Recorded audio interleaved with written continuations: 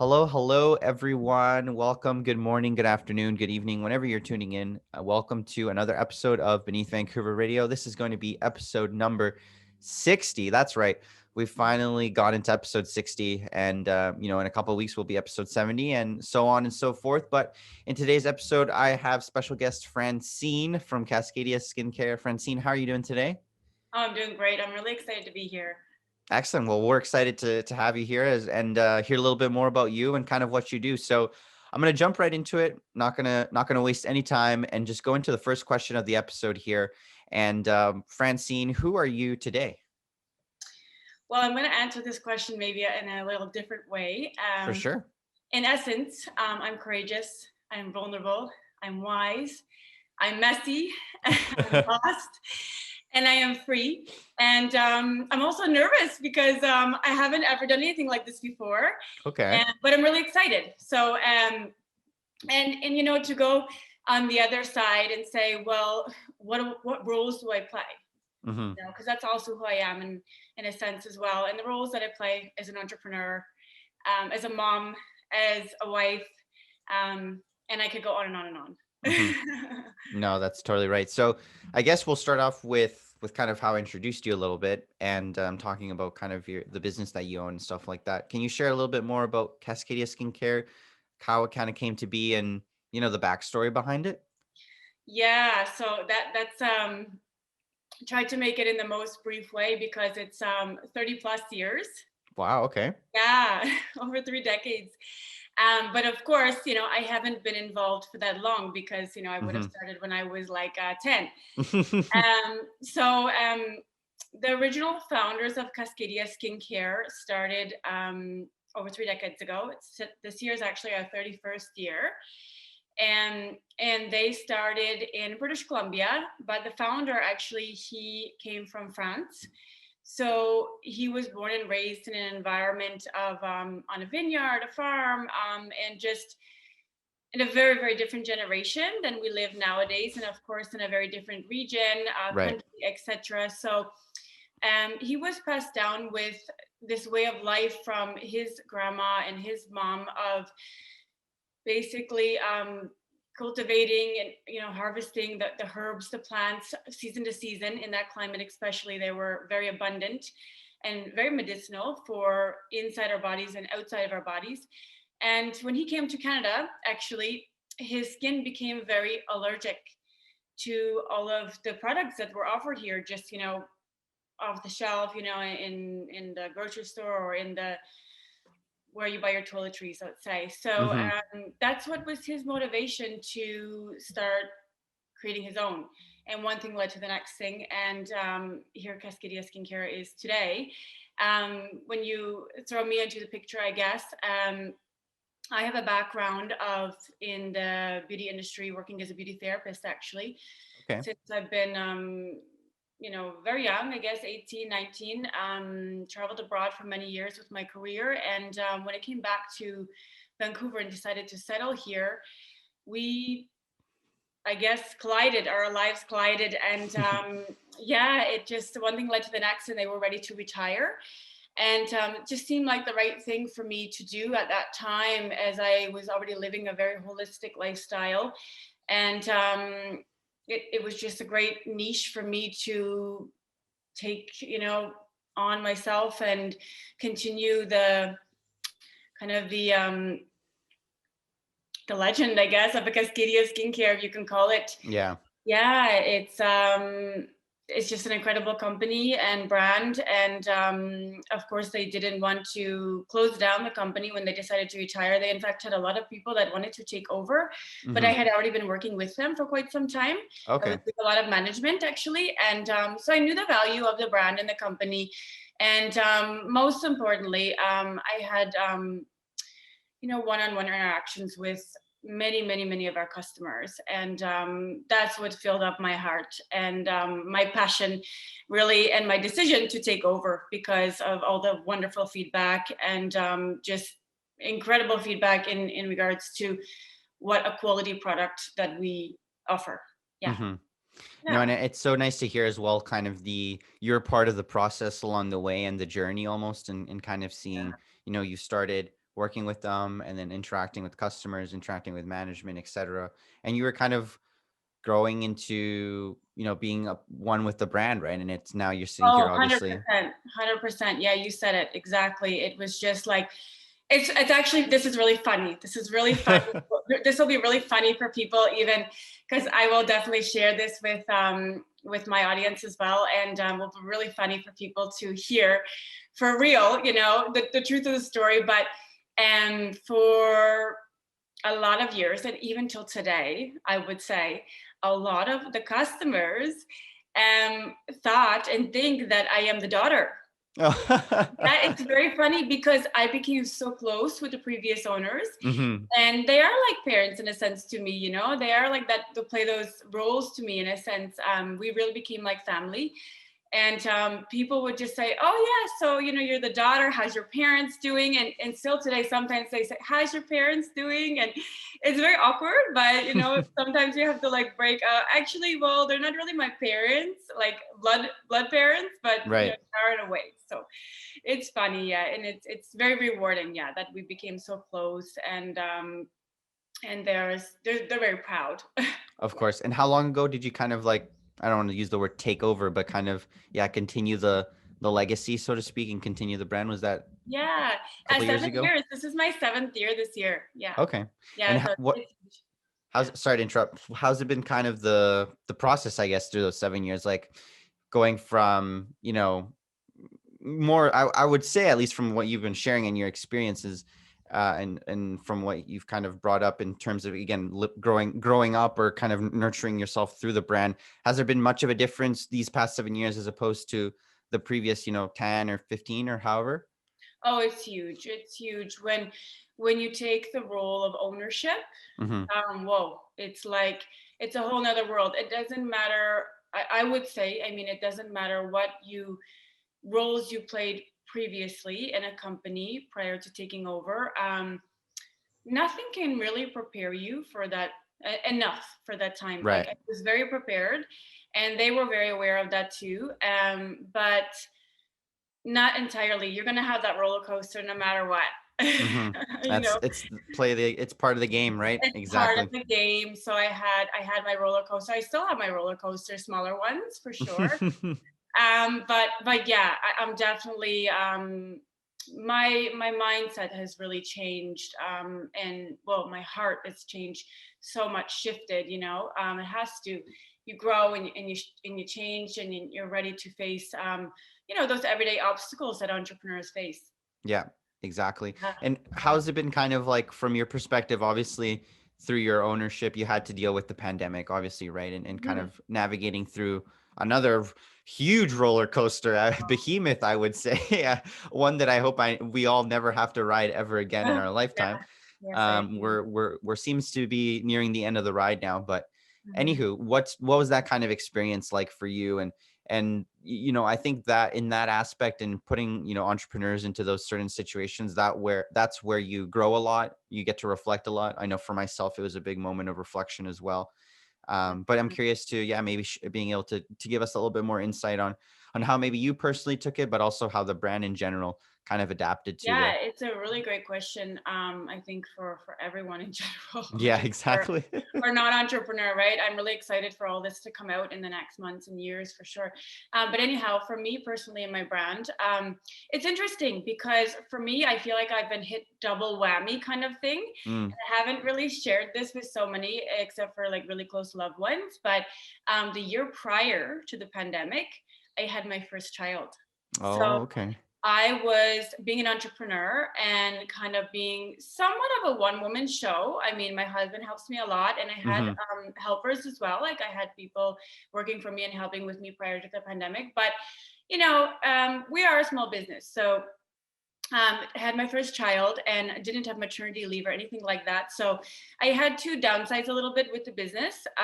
Just cutting down in our physical presence with the business. So we used to do a lot of markets. We used to have kind of a setup in Grenville Island in Vancouver Hmm.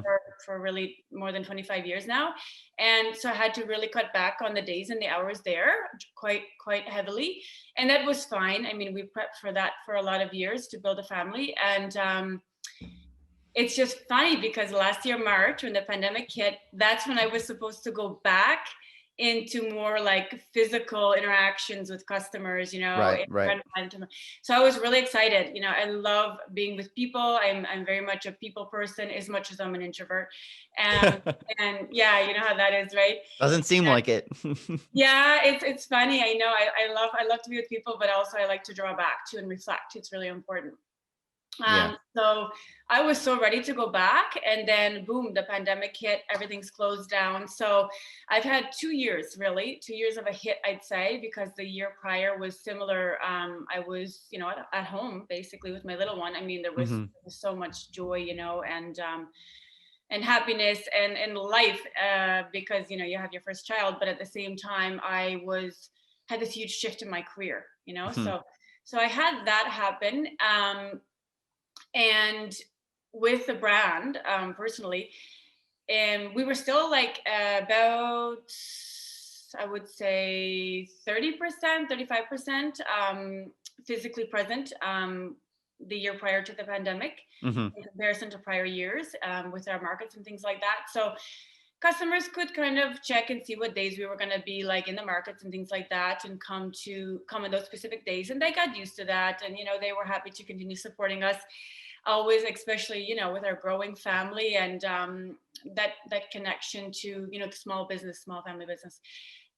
But last year when the pandemic hit, it was like, whoa, that's it. No more physical presence. Everyone has no choice, whether you use a computer, or mobile, because I have customers from an older generation, Yeah. much older than us, that some don't use computer, some don't shop online, so they don't have a choice, right? Yeah, So exactly. it's been a lot of just maneuvering, and just just kind of meeting each other in the middle. Yeah, meeting each other in the middle. And some I placed the order over the phone with. Customers have been incredible. I have to say, incredible. Our local customers, we have a lot of customers that we serve in the States as well. And for the most part, yeah, it's been really, really good. Our current customers, I guess, that we've had for the last many, many years, have been extremely supportive. But what's been really, really difficult is we usually draw in a lot of exposure to our markets, to new customers, especially with the Grenville Island market in Vancouver. Yeah. It's just a prime spot for tourists, right? Exactly. Yeah. So, and people come in there and they love that. I mean, you've probably been there yourself, right? I have. Yeah. It's beautiful. I mean, it's a very magical experience, right? It's a very unique experience. They say it's the second most popular tourist destination in Canada after Niagara Falls. Yeah. So it's I would huge. believe that. Yeah, it's huge traffic. It's hustling and bustling in the summertime, and customers come in. They love to meet directly the maker in person, and have that connection. And I still have customers from of Cascadia from 20 more years ago that say, I remember that day when I met you in the market when I visited Vancouver, and they're still ordering from us online today. It's a unique connection that you make, and a relationship that you develop in that way, and we don't have that now. So it's missed tremendously. It's felt with the brand. It's felt just personally, like I miss interacting one-on-one in a physical presence with my customers. You have very different conversations. Yeah. We connect in very different ways. So that's hit us hard. And I really look forward to this summer. We're going to start back up with some outdoor markets. So I really look forward to that. The Grenville Island one, I have no idea really. Everything's up in the air still with that. Okay. So that's been the hardest. Suppliers have been really tricky as well sometimes. Even today, it's been tricky because I do order some of my supplies from across the border from the States. So I would go and pick it up myself before. Sometimes I wouldn't necessarily have it shipped for many different reasons, but now I have no choice really, just to be safe, I moved to Canada. And it's been tricky. Sometimes suppliers don't have any supplies left because, and hand sanitizers came out, for example, like when hand sanitizers were just, and they still are, like really awesome and mandatory. And things like that in all of these places. There all of a sudden was no specific bottles left of that kind, Yeah. you know, and so you can't source them anywhere, and then you can't get your product out there. So different things like that have been, have been really tricky, you know. And but I mean, where there's a will, there's a way. Yeah, you're here. You're standing, and That's it. you're still growing, and that's the That's it. resilience, right? That a lot of people obviously have shown in the last It's year and a half. resilience. Resilience is such a powerful word right now. It's huge. Mm-hmm. Yeah. And how like you touched on a couple of key things that I just want to kind of mention here a little bit. The first one being the interactions as you being the owner, and you actually, you know, having those one-on-ones with the customers. And I think that's what a lot of brands as well. I think smaller brands that are just starting to start up, obviously kind of, I don't want to say have no choice, but obviously you as the founder and you as the entrepreneur have to be pushing your story, right? At the end of the day, you're the one that's selling, you know, whatever it is, a product, service, etc. But as you continue to scale, and obviously you can either hire employees or hire workers to be like that, it's nice to see and nice to hear that you're still as well being on the front lines, so to speak. And I think that Mhm. that tells wonders of who you are as a person, and also what the brand represents. Because I think a lot of brands that are kind of in that middle ground, maybe starting to become a little bit bigger, kind of miss that aspect. And obviously, as the founder or CEO, whatever the case might be, you have busy, you're dealing with other things. But I think the interactions with the customers as the founder is one of the key things, if not the best thing that you could do, in my opinion, to scale and to grow and to build those long-term value customers. The people that you mentioned 10, 15, 20 plus years are still ordering from you guys, still buying things and stuff like that. So it's nice to hear firsthand that you're still showing people how it's done, and kind of letting people know, like, hey, I'm here to interact, I'm here to chat and Yeah, learn I about mean, you. you know, it's interesting because in Grenville Island, they actually have a policy. It's Oh, okay. actually, yeah, that the maker has to be Didn't there. know that. I think it's about 50% of the time. Okay. Yeah, so Interesting. and it's a really positive thing in a sense that that's why, you know, people visit there. That's why customers, or potential customers will visit there, and tourists especially, because Mm-hmm. it's that unique experience that you're meeting the maker. Mm-hmm. And I've never been opposed to that, because it does make the experience very unique in comparison to, if that wasn't like a policy, then, you know, you could have all these different art inside there, and just someone that doesn't know so much how but the process or the art that's running the show, kind of thing. And then Exactly. there's questions asked and there's no answers Yeah, given. blank stare, just like deer in the headlights. I'll get back to you on that. Exactly. Exactly. And it's tricky. I mean,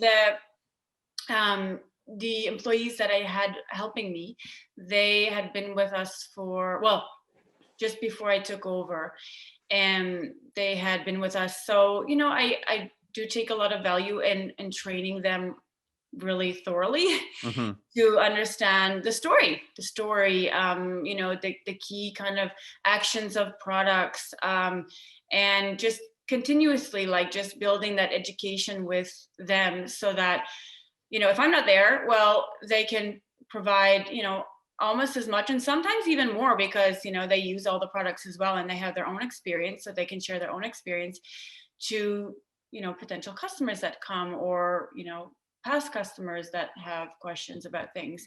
It is important. And I mean, from my background, that's another reason why I cherish and I actually enjoy thoroughly, and I miss being one-on-one with customers, is because I used to work as a skincare consultant. Mm-hmm. Like, that's what I used to, that's what I mean, I still do it, but that's what I did full time before. So for me, it's really valuable to myself and to my customers to be able to be one-on-one in person, because I see their skin. Yeah. So, you know, I can say, okay, well, that's what you're explaining. Because when you're on the phone with someone, which we've had in the last year, and they're explaining what's happening with their skin, I suppose we could do a video chat like this, and that could be valuable too. But you still don't see. Like, I mean, Mm-hmm. I can't see, you know, what's happening with your skin right now. It's not clear enough. But They get Yeah. closer if you want, Yeah, exactly. Okay. Probably don't want to see that. Yeah. So it is it's very different, and I look forward to that. We'll be back in July. We'll start with the Excellent. Ladner Village Market, just one outdoor market. And it's great because the ones that want to come in person and have a chat and just catch up, even so, become a lot of customers have become a lot of friends, Mm-hmm. and friends become customers and back and Yep. forth. So that happens. And yeah, so it's good. Yeah, well, I'm looking forward to that, and all the markets. I think especially, I spoke with Rita and Kelly a couple episodes ago from Vela Candle Bar, and they were telling me how Mm. they just recently actually went to their first like little market as well. So they do Oh, great. homemade candles and stuff like that. So yeah, it's the markets I think are such a wonderful experience for both ends, both the business and also the customers, because as you said, Yeah. you get to Yeah. experience some Yeah, things that. it's funny. I'll say something else. It's funny because I have to be honest, like prior to the pandemic, I Mhm, actually always had a dream or kind of a manifestation of to be full-time online with mhm, no obligation to be in markets, just out of my own kind of pleasure to be there, right. which I do. I do enjoy it. So I would be there from time to time. And it's interesting because so my dream came true, really. Yeah. Before I was ready for it, but Exactly. that's what happens. So it came true kind of thing. And I've experienced that. And there's been a lot of pluses for sure, especially with having a family now, having a Mhm, child now. It's huge. I mean, I have so much more time without the commutes and things like that and the hours at markets. But I've definitely learned, like you said, with the reflection, lots of reflection. Um, I need to be in person with customers regularly. mhm. Yeah, So yeah, that's something definitely to plan out for the future. Like how much is a good balance for me yeah, once things exactly. open up again. Yeah, it's like how the saying goes, right? You gotta be careful for what you wish for, right? And stuff like that, or the Oh song. yeah, yeah, always. Oh, it's so funny. It's so funny. But Yeah. I think for me personally, just to kind of reflect on what you said as well, in terms of having that balance of online and in person. I think I myself, I'm a big extrovert, and I'm a person who thrives off people's energy.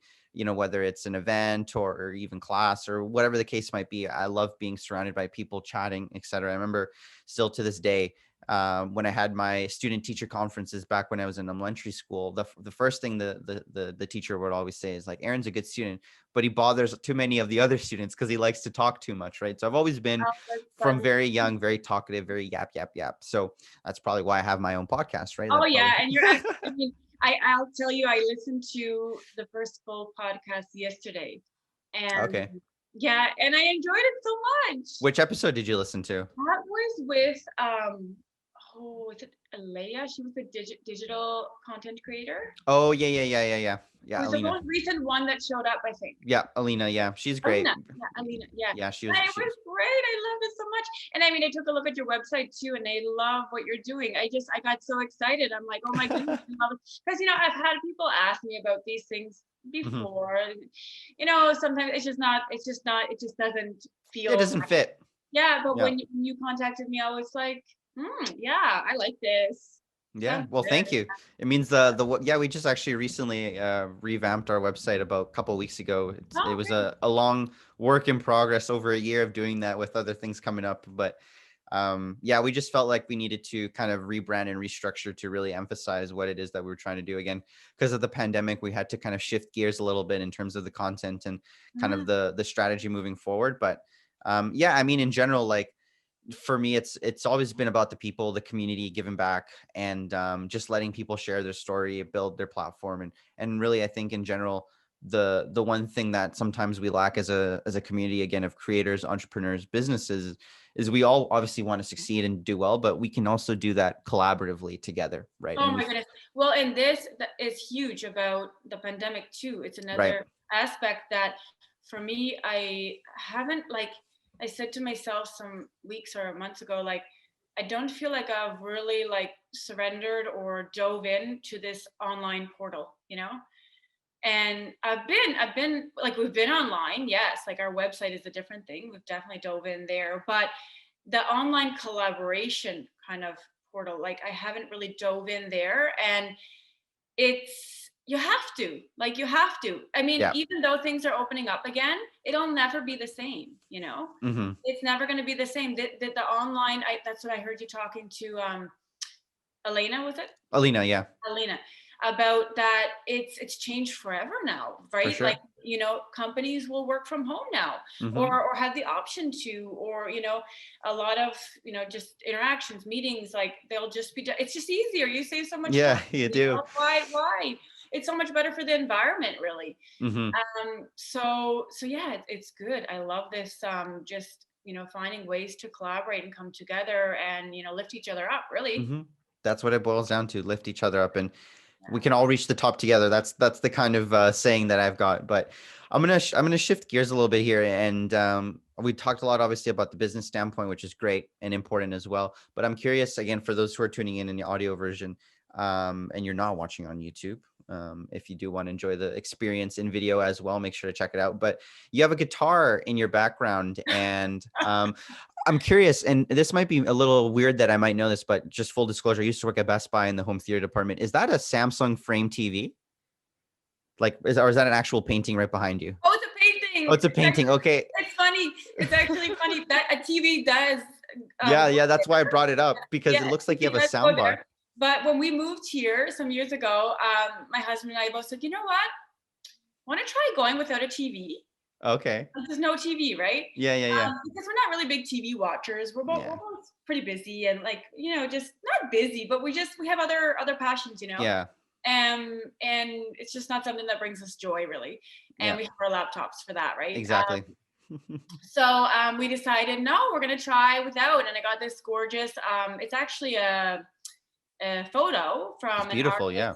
an artist in the Sunshine Coast. Mm, He was at one of our festivals some years right. ago on the island, actually, one of our art festivals. And I just glanced at that and I said, yeah, That's it. That's the one. that's the one. And I've never got tired of it till I today. know. It's been 4 years now, and usually, how to get tired of paintings. Yeah. You usually I want to always, swap things out.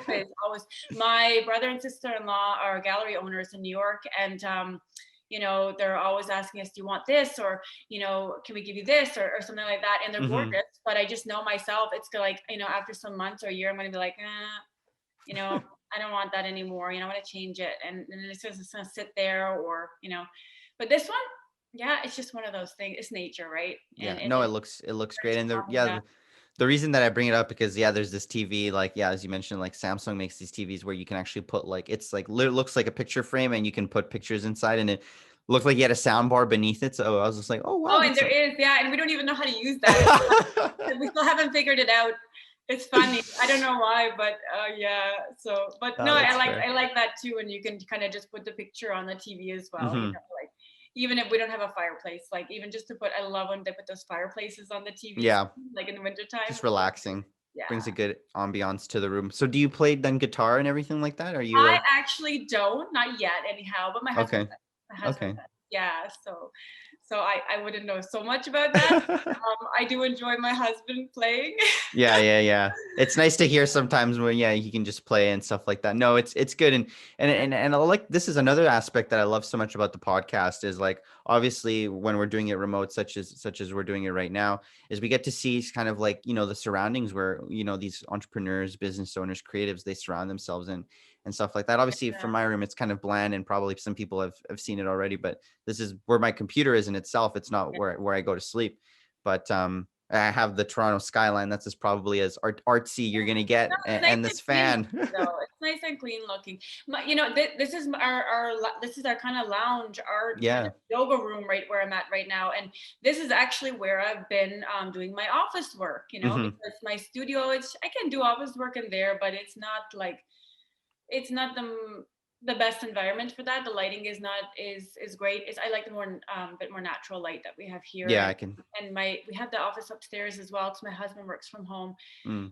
right now full time too. But it has his energy in it. It's Yeah. fun. It's like You don't want to interrupt that. Yeah. yeah, and no, yeah, it's just his energy, and I'm just like, I quite enjoy just being in this space right here, and yeah. No, it's a wonderful space, and it looks very cozy, and I'm happy to hear that. Yeah, you've got your own space as well. I think for me especially, that was the hardest part of kind of shifting to remote work, where this desk where I'm at right now is both my work desk, but it's also like my casual and play desk, and my for fun desk. So it was kind of difficult in the beginning because I was spending 8 hours working, and then I'm taking time off resting, but I'm sitting in the exact same spot as I was for the last 8 hours. So it's Oh difficult yeah, for yeah, that's true. to That is differentiate that. difficult. It is difficult. It is, yeah, you have to, it's a lot of mind shift, Mm-hmm. right? Like you have to get your 100%. mind around it, and it's just so funny. Yeah. Well, no, it is. And yeah, hopefully again, sooner rather than later, as things start opening up, the offices and everything are starting to become an option again, and able to do that, and finally, work with my colleagues and peers and stuff like that, and be able to see some actual faces to the names that I've met almost Yeah, a year ago. and then because now you've got accustomed to this, you have two options too. Exactly. So that's the The huge bonus, flexibility. I think. That's like, well, that's like my husband. He will now most likely work from home a little bit and in the office, like when Hmm. they're able to go back, and that's a huge bonus. Yeah, Yeah. exactly. Well, it's been a great episode, and I really like the things that we've touched upon. I think for this one, it was more of the backstory, and it's always amazing. It baffles me even 60 episodes in how quickly these things can go. I'm just looking at the clock now, and I'm just like, wow, it's already that time almost. So we are nearing, unfortunately, the end of the episode, but it wouldn't be a BVR episode without the finale question, or the final question here.